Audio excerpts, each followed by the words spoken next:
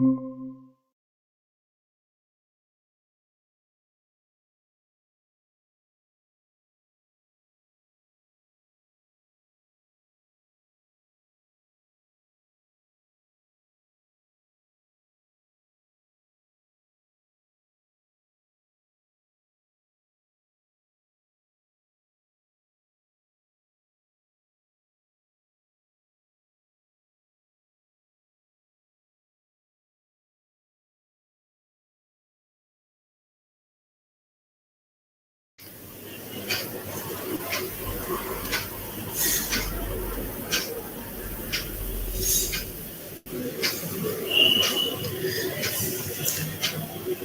evening. I am Dr. Anuradha Mitra. I warmly welcome all of you on this final day of the workshop. Now, over the last 2 days, we have had very interesting and insightful discussions on various aspects of academic research. Now, the primary focus has been to provide you with the right knowledge that will actually help you to master the concept of academic research. Now that you have a fair idea about the various elements of academic research, we will come to the final part, how to put everything in a workable format and actually come up with an academic research proposal that is very, very effective. Now I'm sharing the screen. I hope everyone can see it. Okay. So we will start with research proposal writing. I will basically be dividing my presentation into two sections. In the first part, I'll be sharing with you some very important guidelines with regard to writing a research proposal.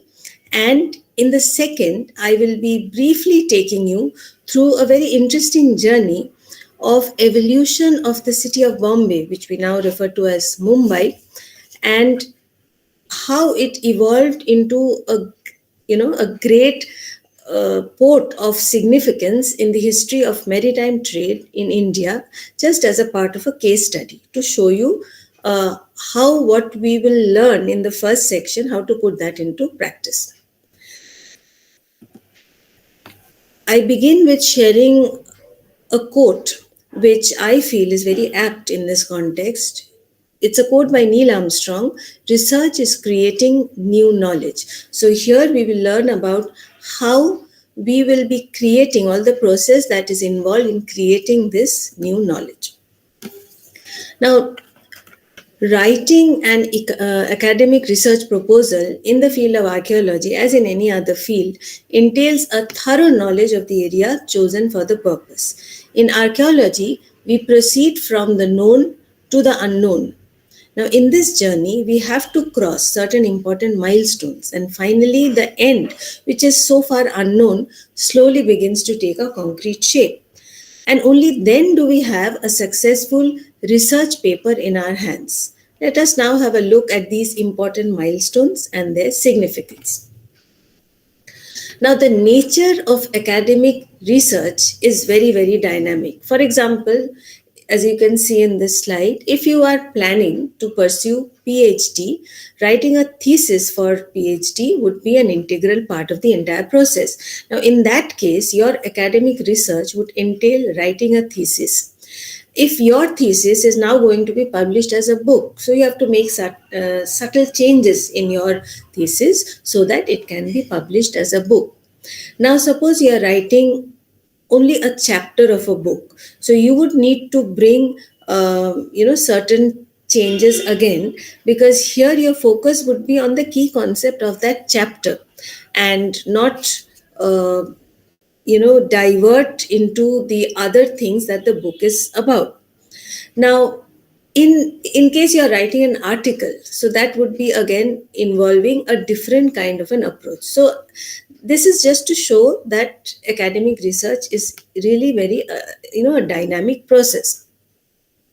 So we will now look at the various aspects of academic research writing.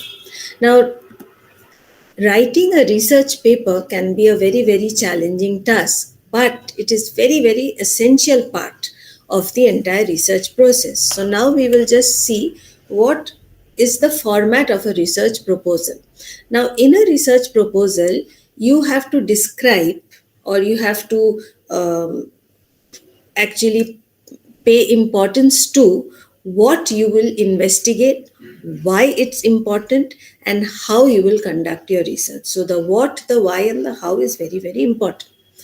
Now, the format varies between different fields, but most proposals will have the following important points. First, it will have a title page, which basically tells us what your research is about. Second, introduction, a brief overview of the research topic.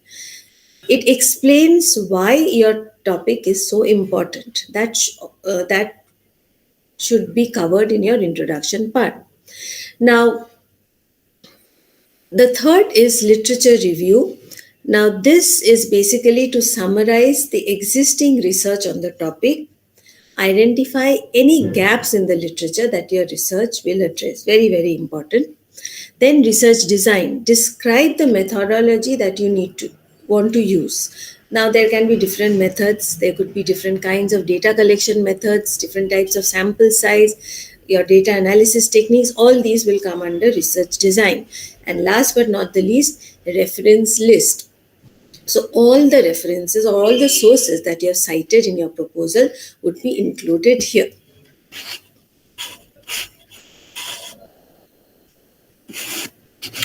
Okay. Now, how do we get there? How do we actually write a successful research project?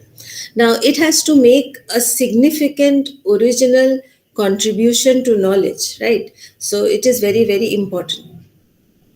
A successful research project needs to examine new data or primary sources.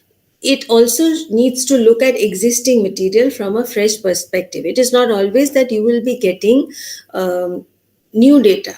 You will probably be having old data, but your perspective to look at that data needs to be fresh. That is also important.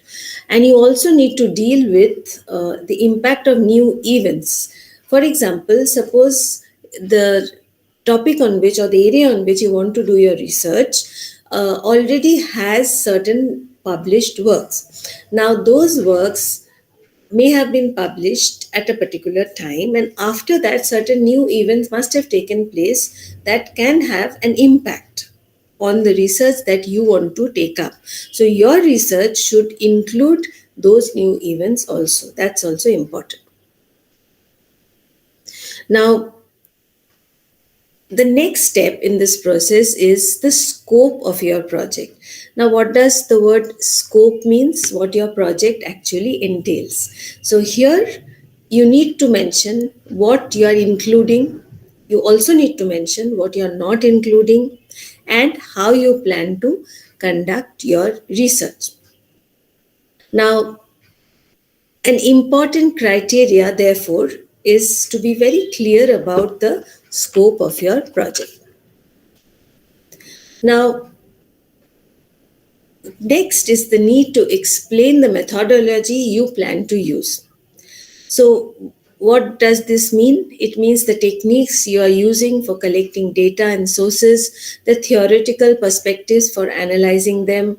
Sometimes it will be techniques, sometimes it will be theory, sometimes it will be both. A detailing of the specific equipment you plan to use. Since it's archaeology, fieldwork forms a very important part. So any kind of fieldwork that you need to undertake. Now, this fieldwork can be, suppose you have to go to the archives to, gather information. If you are doing anything on on iconography, you need to visit museums. You need to look at their, collection, all the details, the information to be collected, or any other external resources. Now, while you are doing all that, certain things you need to keep in mind. That is purely from the writing point of view. So your language should be very clear. What you're trying to project should be very clear, should be very concise, and also it should be coherent, easily understandable by all. Okay. Now, our next step in this journey of writing a research proposal is to have a hypothesis. Now, what is a hypothesis? I'm sure by now you are aware of what is a hypothesis: an assumption or an idea proposed for the sake of argument so that it can be tested.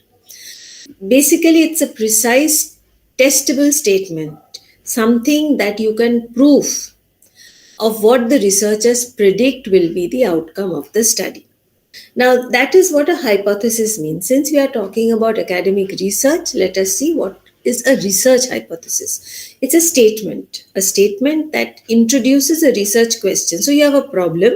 I'm sure in the last 2 days you have been acquainted with these processes. So, you have a problem, you identify a problem, and you propose an expected result. Your research will have that particular result. So that is a research hypothesis. So you start from the known and then proceed with all your research, the knowledge that you gather through your research, to reach the unknown. That is basically the flow of a research hypothesis.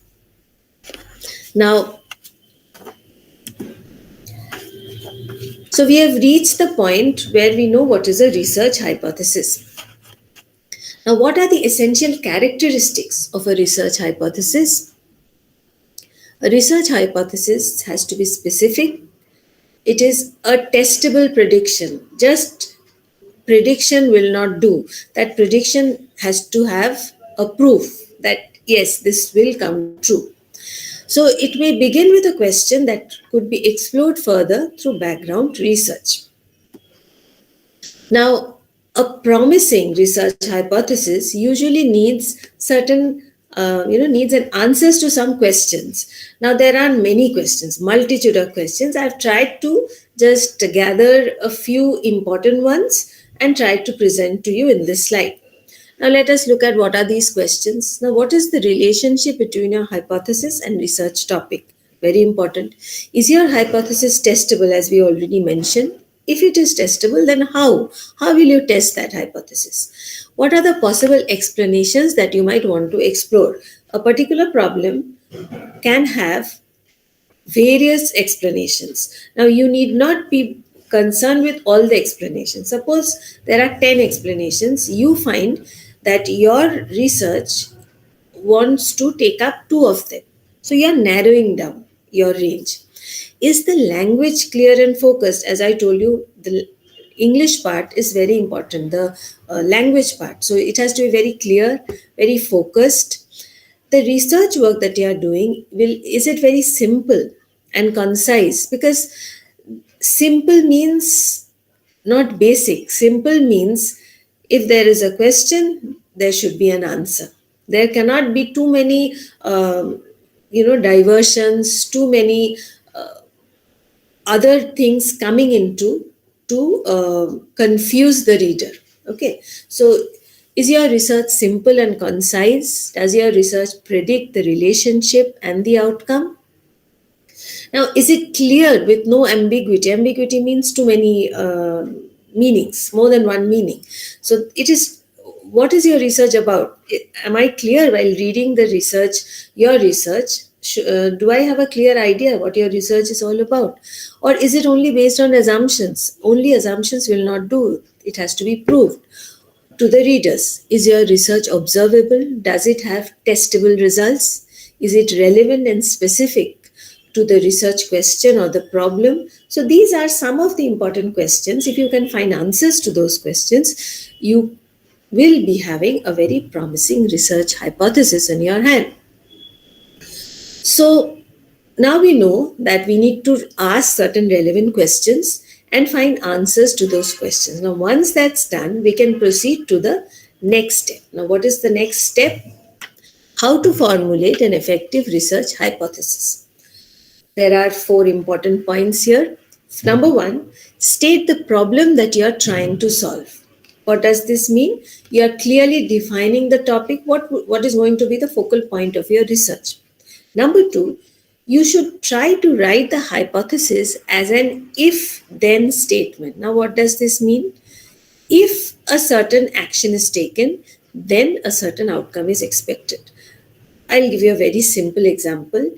If it rains, then I will take out my umbrella. So, if one happens, the other thing is expected. So, that is what I mean by an if then statement.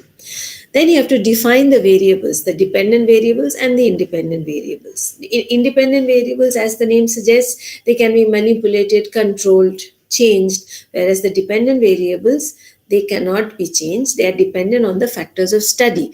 And if there is any change in the independent variables, these dependent variables will change. And number 4 is scrutinize the hypothesis. That means you have to identify what kind of hypothesis that you have chosen. So, what does this mean? There are different kinds of hypotheses. So, we will come to that later. The next slide gives you a rough idea about the various types of research hypothesis. Now, what are these types? As you can see, simple, complex, directional, non-directional, associative and causal, null and alternative hypothesis. Now, what is a simple hypothesis? It predicts the relationship between a single dependent variable and a single independent variable. A basic situation. Complex predicts the relationship between two or more independent and dependent variables. You are increasing the number of variables. Directional, it's as the name suggests, specifies the expected direction to be followed to determine the relationship between variables and is derived from theory.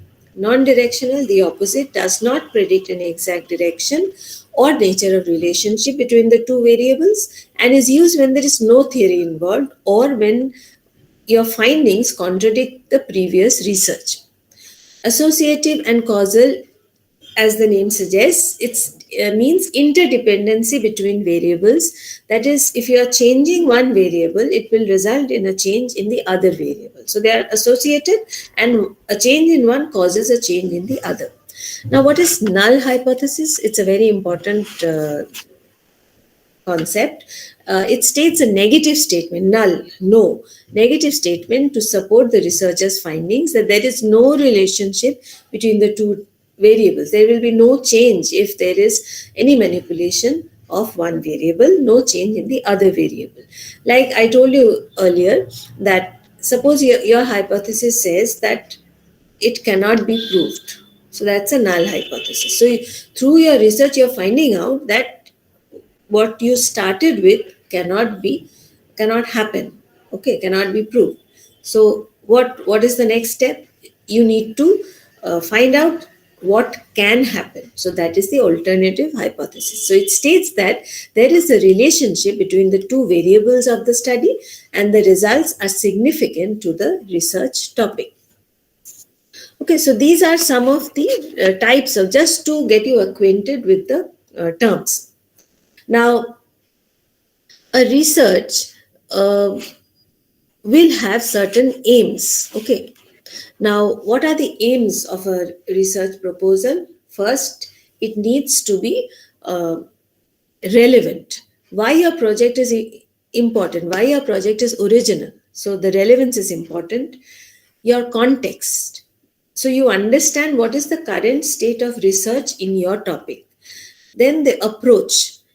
So, what kind of data will you be using? What kind of tools will you be equipping yourself with? What are the procedures that you will be following to conduct your research? And finally, achievability. Very, very practical. Whether your project is feasible within a timeline of your program. You cannot just go on researching on a particular topic for years. Okay, it has to be feasible within a particular timeline. Okay, now we will come to what are the different components of a research proposal. As you can see in your slide, title page, introduction, literature review, research design and methods, building a research proposal methodology, contribution to knowledge, list of references, research schedule and budget. This is a flow of a research proposal. Now we will take up each of these components and look at it in a little detail. Now, A research proposal will have a title page. Now, here I'm sharing with you a small snapshot of a title page of a sample of a research title page of a research. So, a research proposal will have the proposed title of your project.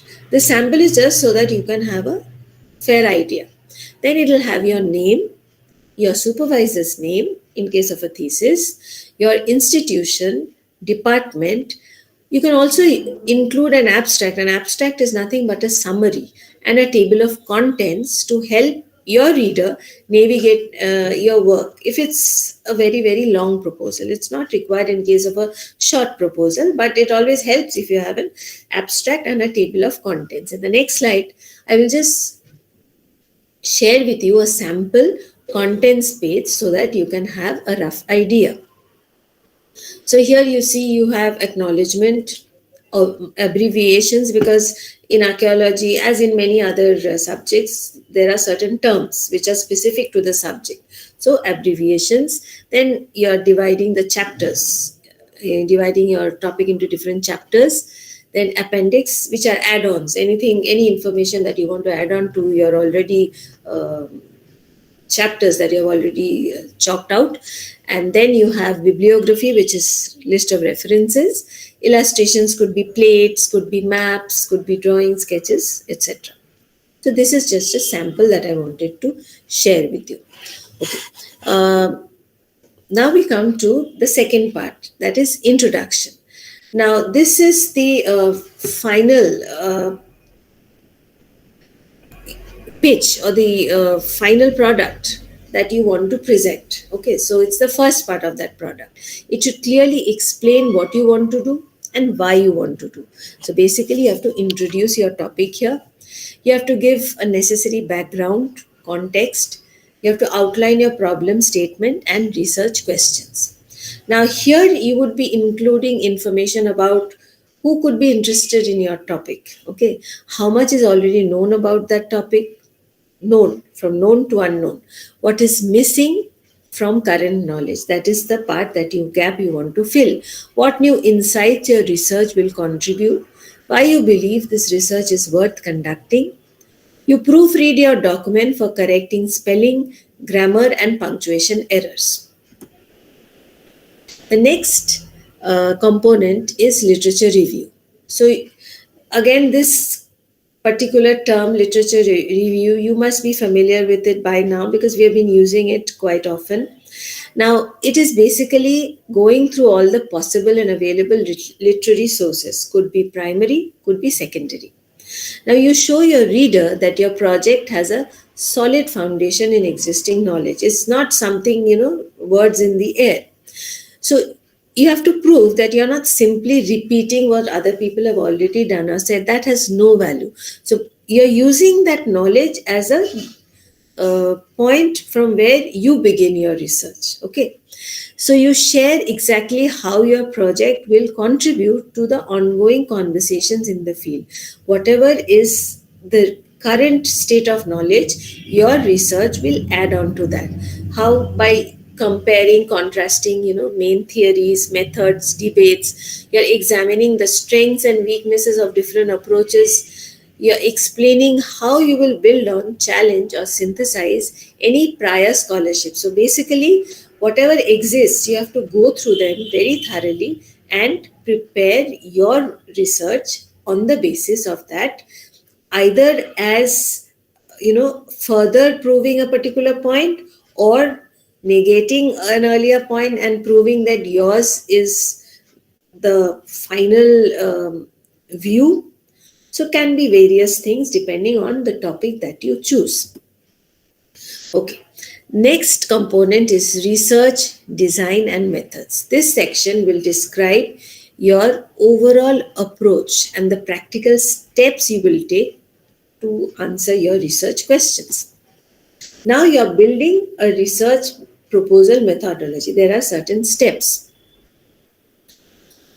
First is what type of research you're undertaking: qualitative, quantitative, original data being collected, or you're collecting data from a primary source or a secondary source, what kind of analysis you're doing on those data sources. Then population and sample, that is who, the people, and what will you study, how will you select your subjects, when and where will you be collecting your data. So all that comes under this. Then the research methods could be surveys, could be observations, could be interviews, could be experiments, could be a whole lot of other things as well.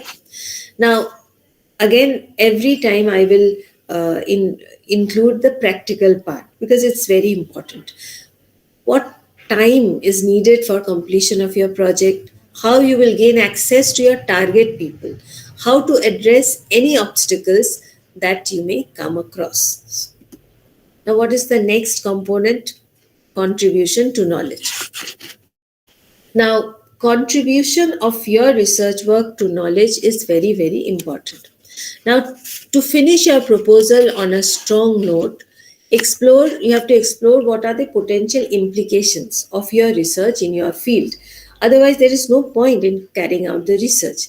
Emphasize once again, what you aim to contribute and why it matters to others in the field.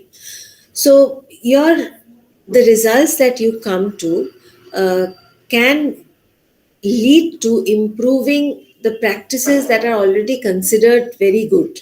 It may so happen that your results are actually improving upon the best practices. You are actually helping to substantiate a historical belief, informing policy making decisions, strengthening a theory that already exists or a model that is already widely accepted, sometimes even challenging popular beliefs, creating a basis for future research. So, your research should be having one or more of these. Otherwise, there is no point, there is no reason why you should conduct a research. Again, as I keep telling you, I will always take you to the practical side as well. First is research schedule. I told you while you are doing a research, it is a lengthy process. So there are many research scholars who get funds from institutions, from various organizations. So these institutions or funding authorities, they generally require a detailed timeline of your project. So you have to forecast what you will do at each stage and how long each stage will take. So the entire timeline has to be set from the beginning. And although it is not always required, it is always good to check the requirements of your project from your funding authorities. In this case, budget also plays a very important role. You should be preparing, in case you are getting funding from somewhere, you should be preparing a budget showing your estimates of how much each part of your project will cost. So, what kind of costs you are likely to incur, and you should maintain a detail of each of these costs, why you are incurring that cost, what is the source. You should take into consideration your travel cost. Suppose you are doing a field work, project requires field work, visit to a museum, so there would be travel costs, materials, you have to buy materials. Then suppose for your project you are not able to travel, you need someone else to do that part for you, so some help or assistance that you need, so that all that comes under the budget. Okay, the next important component is list of references. So this includes correct citations for every source used. Now there are various ways in which you can cite sources. You have to mention author's name, or the article writer's name of the article in case it's an article, name of the publication, name of the book, the page number. So everything needs to be done provided in the correct manner. So basically you have to compile a comprehensive list of references. Not all research proposals succeed. So there are reasons why a research proposal can fail. So it's very important to be aware of the reasons for failure, so that you do not fall into that trap. So the question addressed in the proposal, if it's not clear or lacks any clarity, your research proposal can fail. It lacks motivation. Okay, it is the research that you want to work on has already been done. So there is no point in repeating the same research. Too much funding has been requested, too long a time scale has been asked for, financially not feasible. These are some of the common reasons for failure of research proposals. Now, so far, we have tried to look at the various aspects of writing an academic research with its do's and don'ts. Now, as I had mentioned in the very beginning, we will be taking up some very important aspects of research writing. Now, writing an academic research proposal can indeed be a challenging task, but as I told you, it's very, very essential. So, research proposal describes what you will investigate, why it is important, and how you will conduct your research. So, to wind up, we can say essentially a research proposal is a document that demonstrates that your research is worthwhile, your research project is feasible. Now, a successful research project must make a significant original contribution to existing knowledge. Originality forms the fundamental basis of any good research paper. As I had mentioned in the very beginning, I will now come to the second part of my presentation. Now, with all the theoretical knowledge, let us now try and incorporate some of that knowledge into the practical field. For this very purpose, I have taken up the case study of Bombay or Mumbai as we now call it, just as an example, so that you can relate what I have been sharing with you so far. Now, every story has a beginning, so we will now embark on this very interesting journey of a city that has emerged as the maximum city. That's how Mumbai is sometimes referred to as. Mumbai or Bombay, as it was known earlier, has a very rich and varied history dating right back to the Stone Age. The island city was once an archipelago of seven small islands. It was not just one city, it was a collection of seven small islands which were primarily inhabited by the fishing community. Now, here I will take you through a timeline of what might have been the situation of Bombay over the centuries. Now, if you look at the first block, that is, if we go back to the prehistoric times, we can see that the city was home of some indigenous tribal people, and mainly the Kolis and the Agri of Marathi Konkani origin. They were considered to be the first settlers of the islands.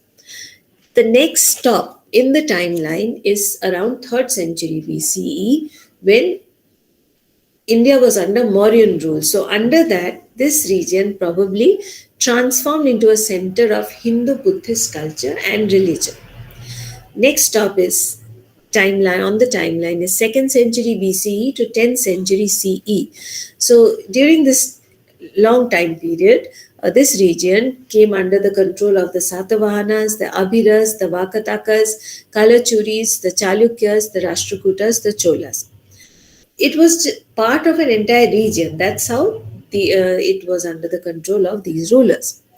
Our next stop on the timeline is 9th century CE to mid 12th century CE. During this time period, this region was variously ruled by Hindu and Muslim rulers and subsequently colonized by the Europeans, mainly the Portuguese and the British. Now, during the time of the Delhi Sultans, the islands were captured in 1348 and later given to the ruler of Gujarat around 1391. Now, this is how Bombay evolved over the centuries. Now, Bombay as a city has been a hub of maritime trade for a long, long time. Now, why is that? The city's strategic location on the west coast of India has made it an ideal port for trade with Middle East, with Europe, and with Africa. Now, the city's port, which is one of the largest in India, has played a very, very significant role in country's maritime trade. Now, in this slide that I'm sharing with you, you can see a geographical transformation and evolution of the city of Bombay. Now, Around 1500 to 1661, Bombay was under Portuguese rule. Now, in 1534, the Treaty of Bassein was signed, and this was signed between the Portuguese viceroy and Bahadur Shah of Gujarat. And after the signing of this treaty, the islands came under the Portuguese possession in 1534. Now, we all know how Mumbai derived its name from Mumba Devi, the goddess. But there is another opinion where it says that the Portuguese used to call this as Bom Bahia, which means a good bay in their language. So that's how the term Bombay came. So by 1534, it was under the Portuguese. Now, in 1661, these islands were then ceded to Charles II of England. How did it go from the hand of the Portuguese to those of the English? When Charles II of England was married to Catherine of Braganza, who was of Portuguese origin, and got these islands as a part of the dowry. So that's how it changed hands from the Portuguese to the British, to the English East India Company. Now, these islands in 1668 were leased by the King of England to the English East India Company, who were present in India at that time. Now, in the 18th century, Bombay emerged as an important port city and developed into a trading hub under the British. Now, the greatest gift of Bombay is that it has been endowed with a natural harbor. So, it was a very, very strategic place for developing shipping and shipbuilding industry, and this largely resulted in Bombay becoming a very, very important center of international trade. Now, in 1869, the Suez Canal route was opened, and that revolutionized trade between Europe and India. Why? Because earlier ships used to travel all the way down south of Africa, Cape of Good Hope, and then reach mainland Europe. But with the opening of the Suez Canal, the travel time became much lesser. So that was a great boost for trade. Now, gradually, Bombay emerged as the gateway of gateway of India for the ships traveling from Europe. Along with that, an expanding network of railway lines. As we know, the British, they were the ones to introduce railway lines in India. So an expanding network of railway lines connected this growing metropolis of Bombay to the rest of the country. Along with this, various other avenues of commerce like banking, insurance, shipping, shipbuilding opened up, and there was growth of textile mills, growing demand for raw materials, increase in the market for the finished products for exports. So all this actually led to economic prosperity of Bombay, and it emerged as finally as the financial capital and a major trading hub of our country. Now, Bombay or Mumbai, the city of dreams, had a very humble beginning. This maximum city, as we know today, grew from an amalgamation of 7 islands that was primarily home to the fishing communities. Proximity to the sea and its strategic location has helped this city to grow as a commercial and trading hub and emerge as a major port city. The story of evolution of Bombay from being an important port to being recognized as the financial capital of our country is indeed an inspiring one. So, from all this information that we collected about Bombay, we can start working on an academic research project on, say, the trade and prosperity of Bombay or Mumbai. But this would be a very, very broad area. We need to further narrow it down, and we can work on, say, the trade and prosperity of Bombay as reflected in the accounts of foreign travelers who visited the city. We all know, when the Portuguese came, then when the British came, there were a lot of people, travelers who visited India, and they left important accounts of their travels. So why don't we narrow our research to whatever we know about the trade and prosperity of the city from the writings of those foreign travelers. We can further narrow it down to a particular time period, suppose say 15th and 16th century, or you can extend the time period say till 18th century. So this is just to give you an idea of how to approach, a research, an academic research in an effective manner. Now, hope this session has helped you to have a clear idea about academic research writing, and I'm sure with all the knowledge that you have gathered from all the sessions over the 3 days of our workshop, you will be well equipped to embark on your journey of writing and academic research work. All the best to all of you, and thank you all for attending this session. In case you have any doubts, any queries, you can always get in touch with me. Thank you.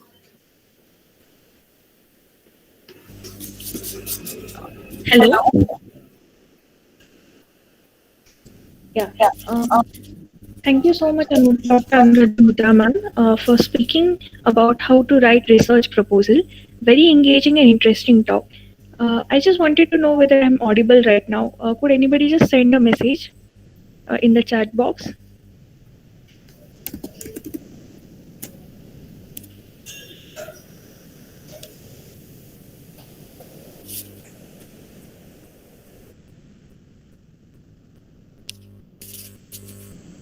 Hello.